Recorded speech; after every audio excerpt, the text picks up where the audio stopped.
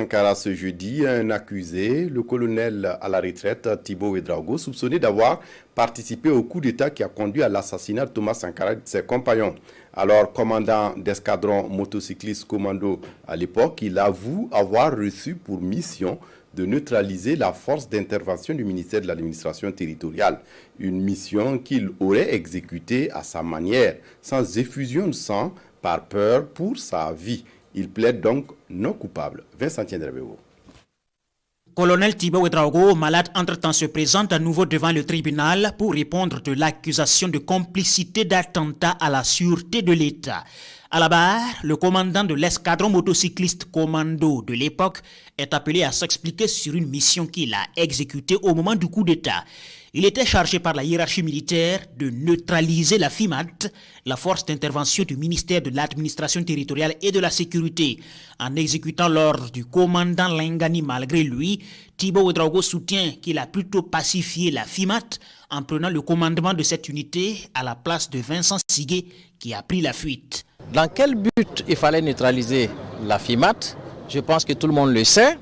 Et nous savions que dans le mode opératoire des exécutants du président Thomas Sankara, il redoutait principalement 3 unités, notamment l'ETI de Kamouessin, dirigé par Michel Kouama, la FIMAT, commandée par Sigué Vincent, et le BIA du Boukari Kaboré. Pour nous, le colonel Thibaut a confirmé sa participation active dans les événements donc, du 15 octobre. Il n'a pas agi de son plein gré, il n'a pas agi de son propre chef, il n'a fait qu'exécuter les missions qui lui étaient données. Et en sa qualité de commandant de l'escadron, il les a exécutées à sa manière, comme il vous l'a dit. Il aurait pu faire beaucoup de dégâts que ce qui a été, mais il s'est débrouillé pour limiter les dégâts, pour contenir vraiment la violence et le sang qui avait déjà coulé.